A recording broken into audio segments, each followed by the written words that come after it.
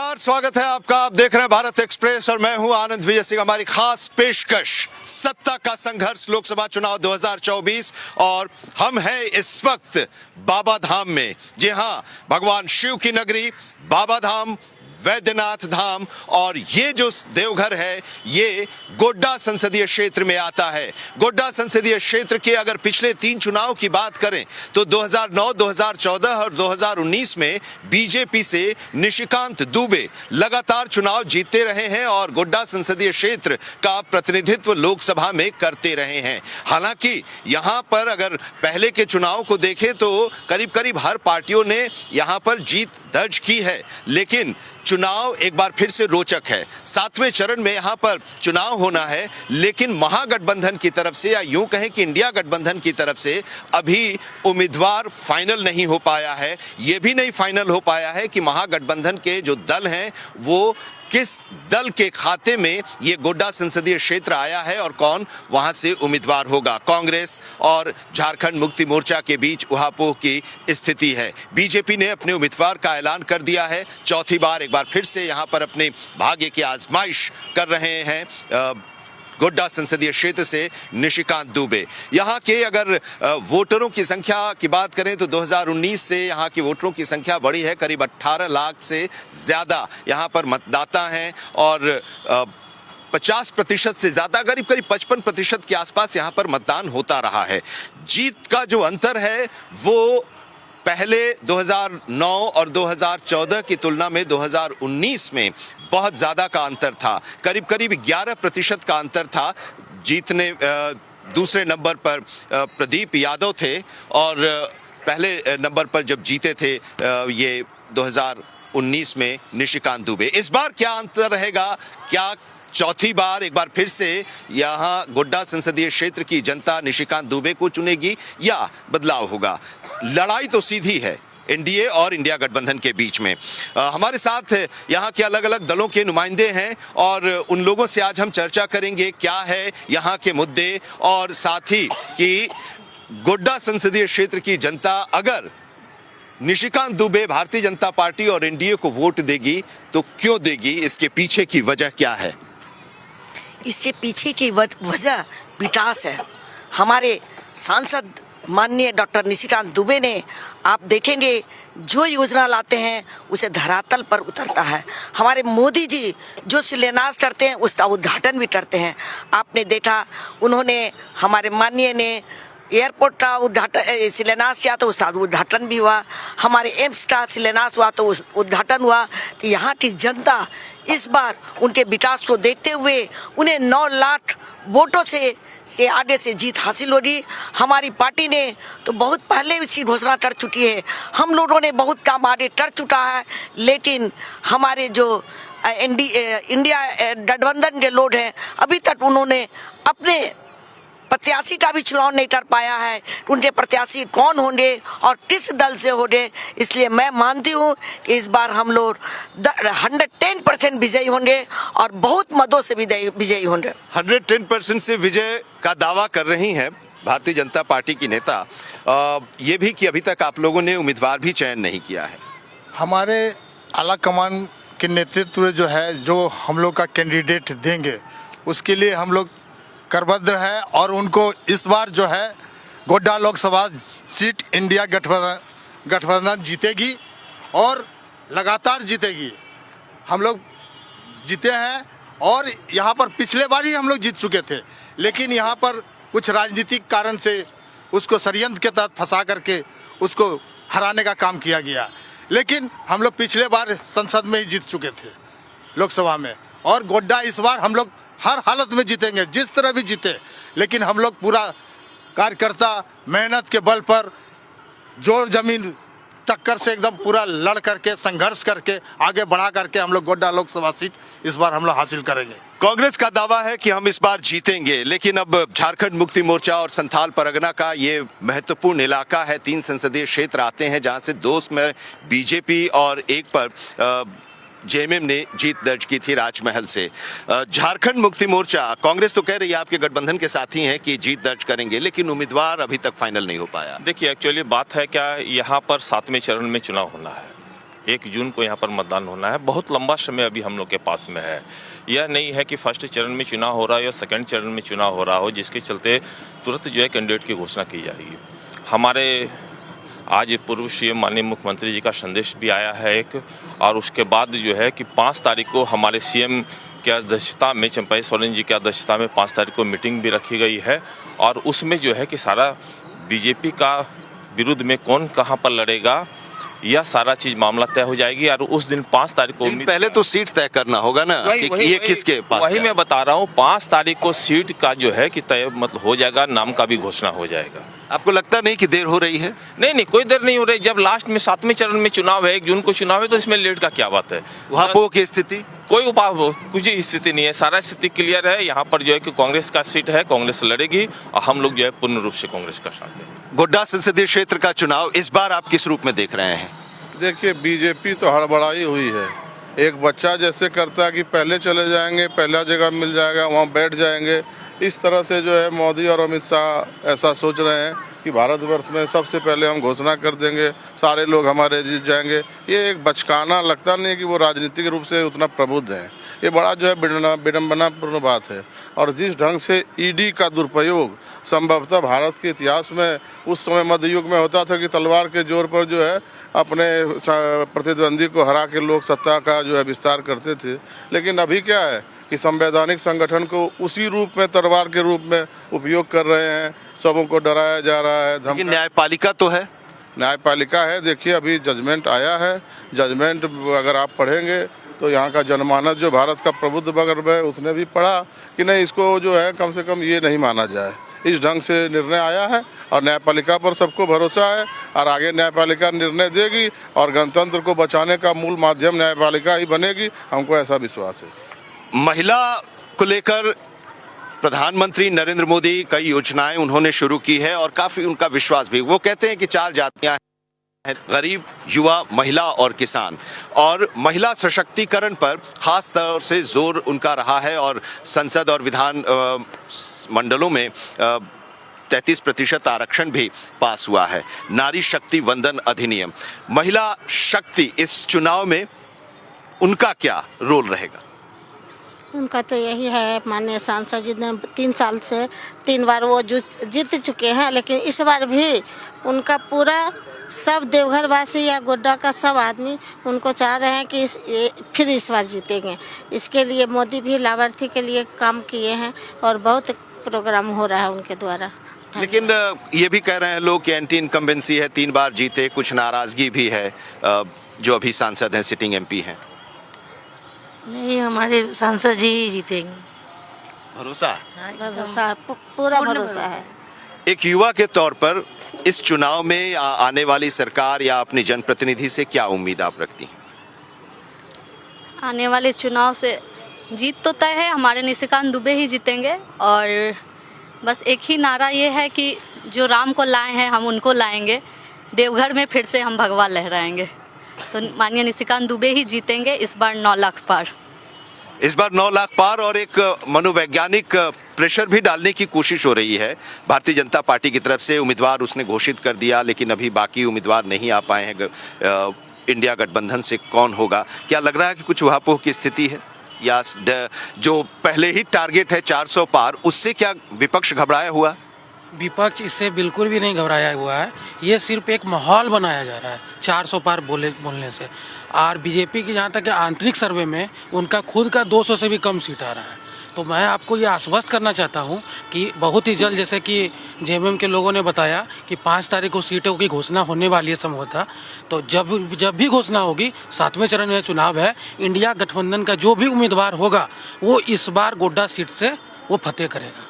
इस बार के चुनाव में मुद्दे क्या आप देख रहे हैं? अगर हम गोड्डा संसदीय क्षेत्र की बात करें, झारखंड की बात करें, भ्रष्टाचार का मुद्दा लेकर बीजेपी आगे बढ़ रही है। हेमंत सोरेन पर आरोप लगा और वो अभी जेल में है। नहीं सर, आप भ्रष्टाचार की बात करें तो अभी कल सुप्रीम कोर्ट ने माननीय संजय सिंह जी को बेल पर रिहा किया है। ईडी एक संवैधानिक तर्ज पे काम नहीं कर रही है, वो एक पॉलिटिकल पार्टी के एजेंट के तौर पे काम कर रही है। तो भ्रष्टाचार कोई मुद्दा यहाँ नहीं बचेगा। लोग समझ रहे हैं भ्रष्टाचार को। भ्रष्टाचार, इलेक्ट्रॉल बॉन्ड की आप स्थिति देख लीजिए, इलेक्टोरल बॉन्ड में क्लियर हो गया कि भ्रष्टाचार लिप्त भारतीय जनता पार्टी है, तो इस पे बहुत विशेष बात हम लोग कुछ नहीं कर सकते। यहाँ के लिए अगर गोड्डा की बात करें तो गोड्डा की बात करें तो गोड्डा के लोग रोजगार चाह रहे हैं, पूरे देश के लोग रोजगार चाह रहे हैं। माननीय राहुल गांधी जी ने कहा है कि इस बार हम आएंगे तो 30 लाख सरकारी वैकेंसियां जो हैं पूरे देश भर में खाली, उनको हम भरेंगे। तो हम यहाँ के जो गठबंधन के उम्मीदवार होंगे, चाहे कोई भी हो, उनको हम लोग जिताने का काम करेंगे। गठबंधन के लोग बड़े आश्वस्त हैं कि लड़ाई इस बार जो होगी वो कांटे की होगी और जीत का दावा भी वो कर रहे हैं। लेकिन अब सवाल ये है कि ईडी या दूसरी जो सेंट्रल जांच एजेंसियां हैं उसको लेकर सवाल उठाया जा रहा है कि आप दुरुपयोग कर रहे हैं। देखिए, भारतीय जनता पार्टी नरेंद्र भाई मोदी जी के नेतृत्व में पूरे देश में स्वच्छ प्रशासन चलाया जा रहा है। आपको यह बता दें कि जेएमएम वाले और कांग्रेस वाले कहते हैं कि यह भारतीय जनता पार्टी ईडी को भेज रहा है। मैं कांग्रेस और जेएमएम वाले से पूछना चाहते हैं, क्या उसके यहाँ जो पैसे निकल रहा है, एक एक रूम में, पूरा रूम में पैसा भरा हुआ है, क्या भारतीय जनता पार्टी के नरेंद्र भाई मोदी जी ने उनके घर में पैसा भेज दिया है? उनके खाते में पैसा मिल रहा है? क्या नरेंद्र भाई मोदी जी ने पैसा भेज दिया है? वो लोग भ्रष्ट हैं, वो लोग जेल जाने लायक हैं। मैं आपको याद दिलाना चाहता हूं, 1983 में यही नरसिंहा राव की सरकार थी और जेएमएम वाले ने, वो शिबू सोरेन जी ने, सूरज मंडल जी ने, ऐसे नेताओं ने 1-1 करोड़ लेकर वोट दिया। क्या उस समय तो मोदी जी नहीं थे? उस समय क्यों ये लोग, उस समय तो इनकी सरकारें थी। अब बताइए, इनकी ही सरकार में ये लोग जो है भ्रष्टाचारी बने हैं। यह भ्रष्टाचार है और इसका प्रमाण है कि सारे भ्रष्टाचारी जेल में बंद हैं। अगर यह नहीं होता तो सीता सोरेन जैसे व्यक्ति, महिला जो है, आज वो जेएमएम नहीं छोड़ती। वह इतना टॉर्चर करता है जेएमएम वाले, पैसा दो, पद भी चाहिए, पैसा भी चाहिए। ये लोग पूरे जो परिवार को नहीं संभाल सका, परिवार को लेकर नहीं रख सका, वो क्या करेगा? आपको बता दें, दुर्गा सोरेन जी ने इस झारखंड को बनाने में और अटल बिहारी वाजपेयी जी ने स्थापना करने, भाषा बदल गई। क्या सीता सोरेन के बीजेपी में आते ही भाषा बदल गई, सोच बदल गया। दुर्गा सोरेन अब झारखंड के बड़े निर्माता हो गए। दुर्गा सोरेन जी ने 2009 में इसी गोड्डा जब गठबंधन के लेके चुनाव लड़ा जा रहा था, निशिकांत जी चुनाव थे भारतीय जनता पार्टी से, और उन्होंने गठबंधन का बगावत करके दुर्गा सोरेन जी ने 2009 में यहाँ से नॉमिनेशन किया और 80,000 वोट लाया। इसलिए यह इन लोगों को याद नहीं है कि ये लोग गठबंधन के साथ दुर्गा सोरेन कभी नहीं थे। जैसे ही स्थापना हुआ झारखंड का, दुर्गा सोरेन तो उनके गठबंधन की चिंता आप कर रहे हैं? नहीं, उनके गठबंधन की चिंता नहीं कर रहे हैं। हाँ। एक मिनट मैं आ रहा हूँ जरा, अब जरा उनके जवाब। कहना तो ये है कि अगर पुनः नरेंद्र भाई मोदी की सरकार बन गई तो संविधान बचेगा नहीं, क्योंकि न्यायपालिका का इन्होंने जजों को खरीदना, जज तो मंदिर का फैसला। अब छोड़िए, जज पे मत जाइए। अब थोड़ा बहुत सारी चीजें हैं, जज की बात मत कीजिए। गवर्नर बन के अरे वो परंपरा तो चली आ रही है, वो परंपरा चली आ रही है। मुकदमा जिन पर होना चाहिए वो जज उनके पक्ष में फैसला दिया और चला गया। अच्छा, हैदराबाद चला गया। वो देखिए, न्यायपालिका को थोड़ा हम किनारे करें, अब उस पर नहीं हम करें, उस पर हम क्यों करें? और हम लोग प्रेस में कोई न्यूज़ नहीं आता। आप बताइए कि आप क्या कर रहे हैं? आपने कितने आंदोलन शुरू किए? आप जमीन पर उतरकर कितना विरोध किए? ये तो सवाल है ना। आम जनता तो अब आम जनता बचने लायक नहीं रह गई है। वोट देने का अधिकार खत्म होने वाला है। जब संविधान नहीं बचेगा, वैसे लगता है गठबंधन संविधान इतना कमजोर है। संविधान जब 74 और 77 की इमरजेंसी में जब नहीं संविधान पर कुछ हुआ, 42वां के बाद 44वां आया। अगर हटेगा तो फिर आप आएंगे तो आप उसको करेंगे। सर, आप टेक्निकल रूप से लोगों को परेशान कर रहे हैं, तकनीकी रूप से। अब जैसे चीफ इलेक्शन कमिश्नर की बहाली में पहले से सीजेआई, अपोजिशन और पीएम थे। अब दो इलेक्शन कमिश्नर आपने ही बहाल किया, आप पीएम है, तो अब निर्णय तो आपके पक्ष में ही होना है। और अगर आपको इधर उधर करना नहीं है तो हमने देखा है, आप हमारी सरकार को जो दूसरे को मतदान देने के लिए दिया था, दूसरे पार्टी की सरकार को आपने तोड़ने का काम किया। गोवा में, मध्य प्रदेश में, कर्नाटका में, वहाँ की दूसरे जगहों में भी। नैतिकता नाम का चीज भाजपा के पास नहीं है। कांग्रेस झूठ। अच्छा, कांग्रेस की जब सरकार थी तो क्या पार्टियां नहीं टूटती थी, सरकार नहीं गिराई जाती थी। और इसका तो एक उदाहरण अगर आपको याद हो तो एनटी रामाराव का एग्जाम्पल रहा है, जो कि व्हील चेयर पर राष्ट्रपति भवन तक वो गए। राजीव गांधी थे उस समय सरकार के प्रधानमंत्री, बहुत पुराने समय से है। और उसके बाद भी कई सरकारें आई गईं। इंदिरा गांधी में इतना नैतिकता तो था कि वो बता दी कि हम इमरजेंसी घोषित कर रहे हैं। 1980 के बाद आने के बाद सारे गवर्नर्स को बदल दिया। आप तो खुद देखिए ना, यहाँ सारे भाजपा के गवर्नर डाउटफुल हैं और शपथ ग्रहण कराने में कितना देरी कराते हैं। अगर उनके पार्टी का बिहार में रहता है तो बुलाते हैं, तुरंत फैसला लेने में भी तो देरी हो रही है। कर रहा है, फैसला कौन लेगा? अब तो बचाने की बात है भारत को। लेकिन क्या चुनाव में भ्रष्टाचार जब मुद्दा है और भ्रष्टाचार को लेकर जब कार्रवाई हो रही है तो क्या कार्रवाई नहीं होनी चाहिए? देखिए, भ्रष्टाचार जो है ये कंस जैसे नहीं होता, कंस एक राजा था, उसको भय था कि कृष्ण भगवान की माँ बाप को जेल में डाल दिया, इसके बावजूद भी कृष्ण भगवान जन्म लिया। ये कंस रूपी शासन पूरे देश पर चल रहा है, इसका कोई औचित्य नहीं। भ्रष्टाचार कहीं कुछ नहीं है, गरीबों में अमन चैन है। और ये जो बीजेपी के द्वारा जो तनाशा जो है, इसके भय से लोगों ने इस बार गठबंधन की सरकार को फिर से पुनः लोकसभा और झारखंड विधानसभा में लाने का काम करेगा। क्या अब आरोप तो आप लोगों के ऊपर लग रहा है कि सेंट्रल एजेंसी का दुरुपयोग कर रही है, भ्रष्टाचार है नहीं, जबरदस्ती आप इन लोगों के ऊपर कार्रवाई कर रही हैं? दुरुपयोग नहीं हो रहा है। कोरोना काल से कहीं कोई आए जेएम का नेता कभी कोई संभालने आया पब्लिक को? सारे कोरोना में सारे लोग मर रहे थे, कोई देखने नहीं आया, सब हट जा रहा था। हमारे मोदी जी साथ दिए, सबके घर घर अनाज पहुंचाया, हमारे मोदी जी पहुंचाया। हमारे निशिकांत दुबे ने जितना विकास किया है देवघर गोड्डा संसदीय क्षेत्र के लिए उतना किसी ने नहीं किया है। तो हम लोग क्यों घबराए? हम लोग तो पक्का, मेरा पूरा विश्वास है कि निशिकांत दुबे जीतेंगे इस बार। अब की बार 9 लाख पार करेंगे, बिल्कुल पार करेंगे, पूरा विश्वास के साथ। झारखंड जब एग्जाम होता है, बच्चा लोग कितना मेहनत से एग्जाम देने जाता है, तो पहले से सब सीट लीक हो जाता है और पहले से सीट बुक रहता है। ये ग्रेड में 50,000 लाख चाहिए, इसमें 20 लाख चाहिए। गरीब का बच्चा को कैसे नौकरी होगा? सब वैकेंसी रद्द। बच्चा लोग कितना परेशानी से पढ़ता है, लेकिन कोई नहीं। हमारे मोदी जी ने हम लोग को लज्जा का घर दिया, हम लोग को मकान दिया। सब जगह गांव घर में कितना फूस का मकान रहता था, आज देखिए कहीं देहात में जाके कहीं फूस का मकान है। इतना हमारे प्रधानमंत्री जी ने किए हैं। हम लोग प्रधानमंत्री को 400 पार से जिताएंगे। जो बातें ये कह रही हैं वो यहाँ गोड्डा में, देवघर में धरातल पर उतरते आप देख रही हैं या उतरा है? उतरा हुआ है। और जैसा कि भाई साहब बोले कि बचपना कर रहे हैं मोदी जी, वो बचपना नहीं करे। बचपना पब्लिक बचपन नहीं कर रहा है, बचपना कर रहा है। मोदी जी को तो ये बोल दिया कि बचपना कर रहा है, लेकिन पब्लिक तो सोच समझ के वोट दे रहा है। बस पब्लिक तो लोग सोच समझ के वोट दे रहे हैं। आरोप है कि चुनाव में कई तरह की गड़बड़ियां हो रही हैं। क्या आपको भी लग रहा है क्या कि उसी का ये नतीजा है चुनाव में? ठीक है, चुनाव में तो गड़बड़ियां हो रही है, उसमें कोई दो राय नहीं है। और रही बात, किसी ने कहा कि भगवा लड़ाएगा, जो मोदी सरकार भगवा के नाम पे चुनाव लड़ती है, हिंदुत्व के नाम पे चुनाव लड़ती है, बीफ कंपनियां से 250 करोड़ रुपया चंदा किस लिए लेती है? आप हिंदुत्व की बात कर रहे हैं, राम की बात कर रहे हैं, गाँव काटने वाले से 250 करोड़ रुपया चंदा लिए। इसका जवाब नरेंद्र मोदी दे तो मैं तुरंत अभी भाजपा ज्वाइन कर लूंगा। किसी भी नेता, भाजपा नेता में दम है तो इसका जवाब दे, 250 करोड़ रुपया क्यों लिया? देखिए अब ये तो है, आपके एक सदस्य बढ़ जाएंगे। एक बात आपको बता दें, जब राम मंदिर की सवाल उठा था तो देश में राम मंदिर, एक मिनट प्लीज रुकिए।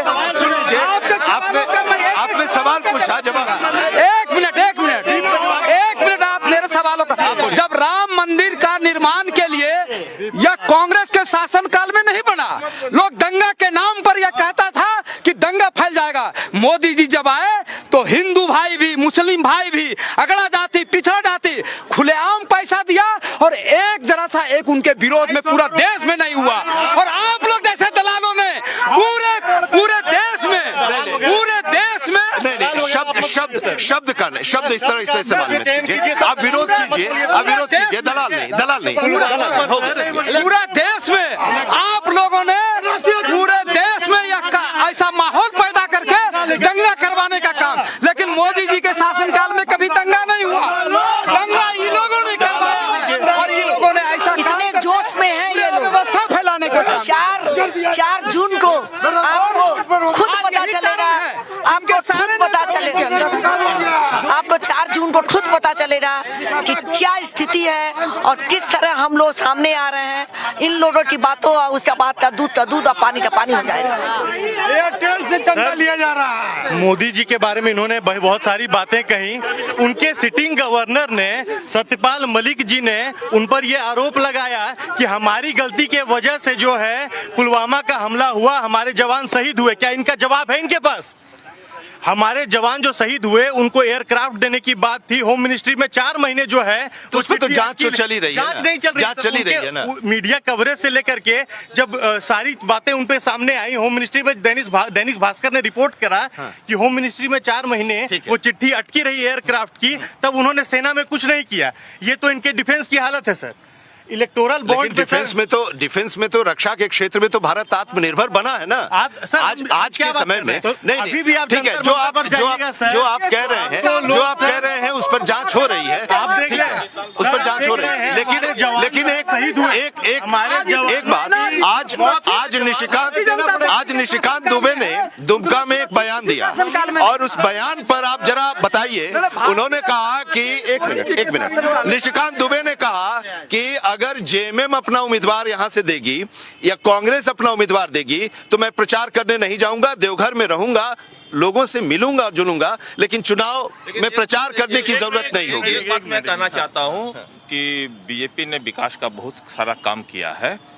यह जो है खुद बीजेपी वाले बोल रहे हैं, हमारे माननीय प्रधानमंत्री जी बोल रहे हैं। इनको तो वैसे भी वोट मांगना नहीं चाहिए, विकास के आधार पर तो जनता को खुद वोट देना चाहिए। जनता तो दे ही रही है ना, मतलब 283 से फिर 303 तक। स्वयं से 400 पार क्यों? 300 पार का नारा दिया। स्वयं से 400 पार क्यों? जनता यदि काम किए हैं तो विकास से वोट मांगने की जरूरत आपको कहाँ है? जो हारा हुआ वो न मांगेगा सर। अब यही है कि यदि मिलेगा तो, लेकिन अभी तक तो डिसाइड ही नहीं हो रहा। मैंने इस बात पर कहा कि माननीय सांसद महोदय ने क्या कहा कि यदि जेएमएम को टिकट दिया जाता है तो हम इतने भारी हो जाएंगे कि हमको प्रचार। कांग्रेस का भी बोला नहीं, आज का अखबार आप पढ़िए। दोनों बारे में तो जदयू आज तक तो कांग्रेस लड़ते रहा है ना। हम गठबंधन में हैं, हमारा भाई है, हम उनके साथ भी हैं लड़ने के लिए। लेकिन जो जेएमएम की बात उन्होंने कहा, यदि जेएमएम का प्रत्याशी रहता है तो मैं दावे के साथ कहता हूँ कि उनका जमानत इस बार जब्त करवा देंगे। लेकिन पिछली बार तो जेवीएम दूसरे नंबर पर थी, प्रदीप यादव थे। जेबीएम थे ना, उसके पहले फुरकान अंसारी थे। जेएमएम कहाँ थे? हाँ, तो वही तो बोल रहे हैं, जेएमएम कहाँ देगी? उन्होंने जेएमएम की चर्चा की ना। अब संथाल में जेएमएम उम्मीदवार न दे, और जेएमएम को जरूरत पड़े दूसरे की, तो ये जेएमएम के लिए संकट की बात है कि नहीं?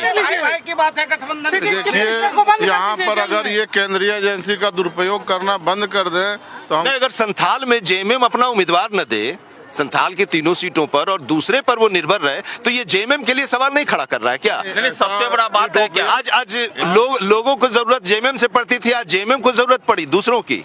नहीं, ये यूटोपियन प्रश्न का कोई जवाब नहीं हो सकता है। ये आशंका वाली बात नहीं कीजिए, जो धरातल पर बात है उसको कीजिए, उसी का जवाब। अलायंस में तो सीटों का बंटवारा होता है, जिसको जो सीट मिला है अलायंस में उसको वहाँ पर कैंडिडेट देना है ना। आखिरी चरण में चुनाव है। यहाँ तो आखिरी चरण में चुनाव है। यहाँ आखिरी चरण में चुनाव है और अभी जो है इलेक्शन में यहाँ 2 महीना समय है, तो 2 महीना पहले उम्मीदवार का घोषणा हो जाएगा। 2-4 रोज तो हम लोग को मिले। चुनाव के पहले ही बीजेपी ने 195 उम्मीदवारों की घोषणा कर दी। बीजेपी तो कर दिया जो है पूरे। एक सेकंड, अगर बीजेपी धर्म और विकास के नाम पर धर्म इसलिए आगे करता, ये कमजोर नस्ल है, ये कमजोर आदमी का कर्तव्य है कि धर्म को आगे करके समाज को गुर्बत बनाने का काम करता है। ये विकास के नाम पर नहीं बन सकता। लेकिन एक तो बात है कि अगर पिछले 3 बार से निशिकांत दुबे जीत रहे हैं और जनता उनको पसंद कर रही है, तो कुछ न कुछ तो वो काम कर ही रहे, तभी तो पसंद कर रही है। ऐसा अभी सर चीफ इलेक्शन कमिश्नर जो थे उन्होंने एक बात कही थी लेवल प्लेइंग फील्ड की। यहाँ पर सर निशिकांत जी जीत रहे हैं, ये बात एक फैक्ट है, लेकिन धनबल और बाहुबल का किस तरह उपयोग होता है यहाँ पर, और उसका लेवल प्लेइंग फील्ड का क्या होता है, धज्जियां कैसे उड़ाई जाती हैं, इस बात का विरोध जो है कोई यहाँ पर पूछ लीजिए सबसे। तो क्या जनता धन पर वोट करती है? आप समझिए, अगर लेवल प्लेइंग नहीं, अगर आप वोट देने वालों पर ही सवाल उठाएंगे, तो आप मांगेंगे किससे? आप किससे वोट मांगेंगे? सवाल इस बात पे उठा रहे हैं सर कि जब लेवल प्लेइंग फील्ड होगा तो धनबल और बाहुबल का प्रयोग एक तरफ होना पड़ेगा। लोगों को ये भी देखना पड़ेगा कि अपनी रैलियों में ले जाने के लिए लोगों हमारा कहना है एज ए छात्र कि 2 करोड़ नौकरी जो बोले थे मोदी जी प्रत्येक वर्ष देंगे, क्या 10 साल में 2 करोड़ पूरा पाए हैं अभी तक? तो वो तो कह रहे कि सरकारी नौकरी केवल नौकरी नहीं होती, 15 लाख सरकारी प्राइवेट भी होती है। आत्मनिर्भर भारत हो रहा है, वो तो ये बात कह रहे हैं ना। मतलब सर मतलब क्या करे युवा, सरकारी नौकरी का सपना देखना छोड़ दे। नहीं, सरकारी नौकरी क्या का करना नहीं, वो फील्ड भी तो बड़ा कर रहे हैं ना, फील्ड भी तो बड़ा कर रहे हैं ना, फील्ड भी तो बड़ा कर रहे हैं ना, फील्ड भी तो बड़ा कर रहे हैं ना। करे सर, अमानी और अडानी में जाके दलाली करे। नहीं, फील्ड भी तो बड़ा कर रहे हैं ना। आपको ऑप्शन भी तो मिल रहे हैं ना, आपको ऑप्शन भी तो मिल रहे हैं ना। जल्दी सुनिए, जल्दी से। जेएमएम वाले बोलते हैं बीजेपी को, बीजेपी ने मांगा 272 सीट, अब बीजेपी को मिला 300 कितने ऊपर, बीजेपी ने मांगा, मोदी जी इस बार 14 में से कितना? इस बार 400 पार होगा। 14 में से कितना? 14 में से 14। पिछली बार एक रह गया। को नहीं जाने वाला। पूरे देश में हेमंत सोरेन ने जो काम किया गरीबों के वो गोड्डा में क्यों नहीं दिखा? सब जगह। अब एक सेकंड गाँव चलिए, खुद मान रहे हैं कि निशिकांत दुबे जीत रहे हैं, इनके लोग कह रहे हैं निशिकांत दुबे जीत रहे हैं। जब इन लोगों में कबूल कर लिया और इन लोगों का कहना है हम लोग का इंडिया गठबंधन यदि हेमंत जी को ये लोग नहीं पकड़े होते ना तो इनकी जो छवि थी जितनी विकास है। आप ठीक है। जाइए गाँव कंक्लूड करना है। गरीब तो